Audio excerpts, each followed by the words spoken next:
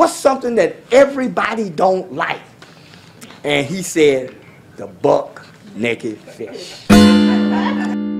Before I even got to the prison, everybody was waiting on me. They knew that Pinkney was coming. They treated me so good that I didn't know what to do. And sometimes it's kind of scary, but God gives you favor. You see, all you have to do is do the right thing. That's all you got to do, and be persistent and consistent. That's what we have to do. When we learn to do that, we'll move to a whole different level. But here's the deal. I get to prison, and these Muslim brothers, guy about 6'6", he comes up to me and said, Reverend, what you going to do to help us? I'm looking way up here like there. I said, you don't have to worry about no fight with me. That's, is that a help you? But he said, we got to do something. He said, the conditions here are just about, they're off the chain. And we need you to do something, Reverend Pinkney. And knowing me, I said, well, let me get in, because I wasn't even off the bus.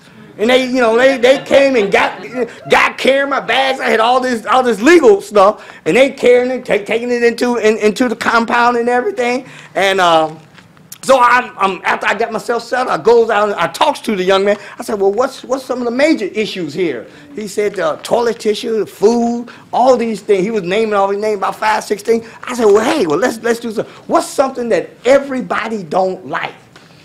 And he said, the buck-naked fish. See, when you talk about the buck-naked fish, now they only cook 100 pieces of the buck-naked fish.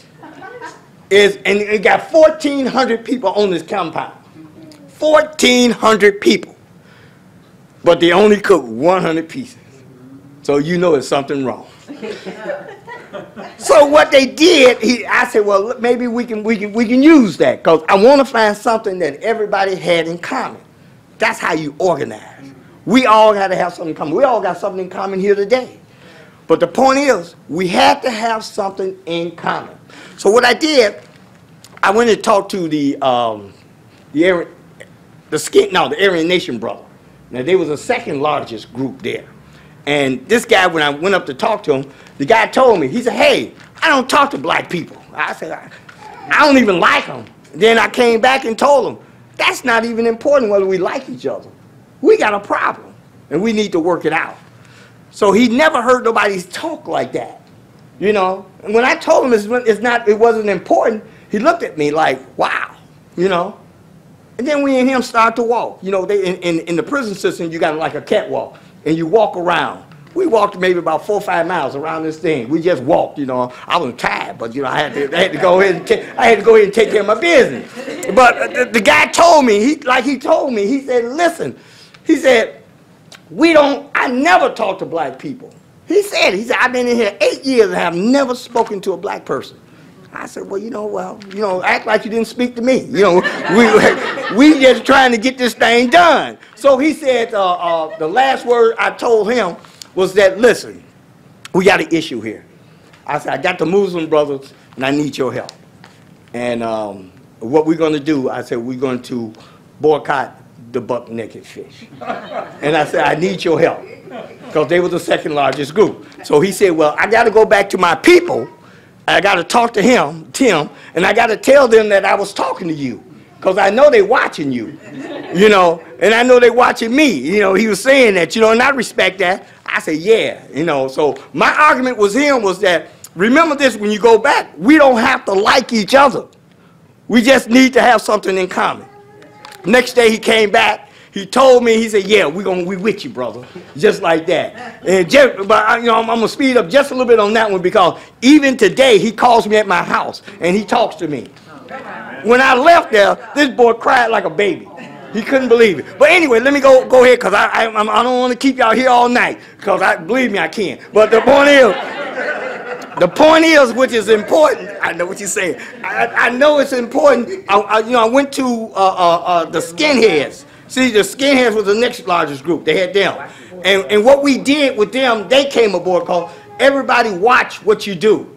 I got the Muslim brothers, I got the Aryan Nation brothers, I got the skinheads, I got the Mexicans now. I went and talked to the Mexicans, the Puerto Ricans, and I went to talk to everybody, the Indians. Nobody talked to the Indians, but they saw me talking to them. And I was talking to them and pulled them in, and then we all became like friends. But then the Christian brothers, which was is a large group, but when I went and talked to him, I sat down with this guy. The first thing he told me, he said, Reverend, I got to go pray about this. I don't know whether I want to be part of it.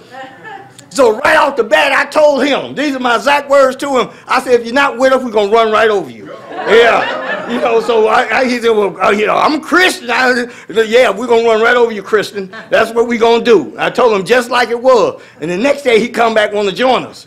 So now we had over 1,000 people. It's only 1,400 people on the compound. But we had 1,000 people. And this all happened in less than 3 days. I had just got there. You know. So we rolling now. No, we get ready to do the buck naked fish because it's coming that Saturday. Everybody is prepared for the buck naked fish. Oh, you should see the attitude of the people. Everybody is excited. You know, Pinkney gonna take us to the promised land. You know, they looking at, you know, we finally got somebody here who's able to do stuff. But here's the deal. We went in there, they only cooked 100 pieces of buck naked fish. We went in there and had everybody go ask for the buck naked fish. Everybody. They were so mad they called the warden, they called everybody. They called the sheriff department, they wanted everybody to be there because they knew something was going on that shouldn't be going on. And they didn't know who had put it together. So here's what we did. I'm the very last person to come into the cafeteria. I usually be in the law library, so what I normally do, I'm always last coming in because they have my food. So I make sure that my food be hot. You know, I just got there now. Only got there, I think I got there that Tuesday. Now this is Saturday, and the buck naked fish is rolling. Everybody going there, so I'm the very last person going there, and the warden is down at the end. They got the sheriff department from around there, up there. They got everybody. Remember, I was so far up, I was almost in 3 states. I was almost in Wisconsin, Minnesota, and Michigan. It took 16 hours from my house. So I goes in there, I asked, you know, time for me to eat. I said, I need to, give me the buck naked fish. And they said, we don't have no more. I said, the menu said that you got buck naked fish. I want buck naked fish. You got to give me, you got whatever on that menu, you got to give it to the person. And that's what it was. I said, I want my buck naked fish. Give me my buck naked fish. And everybody said, there he is, there he is. You know, everybody pointed at me. But then he only been here, there he is, here he comes. So I said, all right, just give me anything. So he gave me my food, I go sit down. The signal was once I drink my water, everybody get up at the same time. Once I drank my water, everybody picked up and then took their food and dumped it in the garbage. It was such a powerful thing. The warden calls all the leaders in on Monday. He wanted to know what they wanted. And I had already schooled them to tell them, you don't want nothing. You say you want something, you got problems. So then they'll lock you up for good. You already locked up, but they'll re-lock you up. That's how they do. So they were smart and nobody busted. You know, they put the light on and tried to get them to say who was behind it, what he was doing or whatever. But it didn't happen that way. So now they get themselves prepared for us. The next week is always Saturday for the buck naked fish. So what they said now, they goes out, they cook 800 pieces of the buck naked fish. They say, well, you know, whoever doing this, they can't outsmart us. You know, they will say we the real deal. That's what they said. You know, when you in jail, everybody is so intimidated, and the organized people inside the jail is almost impossible because you already locked up, but then they'll re-lock you up. That's how they do you. But the thing was, when we got there, it was coming up that Saturday. It was time for the buck naked fish again, and everybody. So we didn't know, but we had people inside the kitchen to tell us what they was doing. So they decided they're going to cook 800 pieces of the buck naked fish. I tell you, they thought they had us. So we kept it quiet. Saturday morning, they came out, nobody went. Nobody. We had over 1,000 people sitting down and didn't nobody eat the buck naked fish. With the 100 people that usually go, they can eat if they want to because that's only 100. But they had all this fish. buck naked as they can be. And they were so mad they didn't know what to do.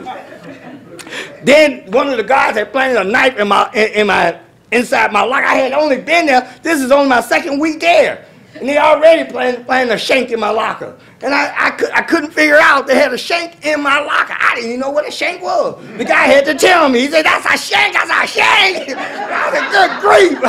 I got to get rid of this thing. I put it down my pants and took it outside and threw it. He said, you got a shank in your locker. And then here I come out there. They put me in handcuffs because they know there's a shank in my locker. So they tell me that we know there's a shank in your locker. We want that shank. I don't know what you're talking about. But anyway, that Tuesday, they wrote me out of there. They called, I was on the phone talking to my wife, and they telling me it's an emergency. They had about 4 or 5 guards come and surround me and told me that I had to leave there. They didn't care where I went. I had to leave this compound.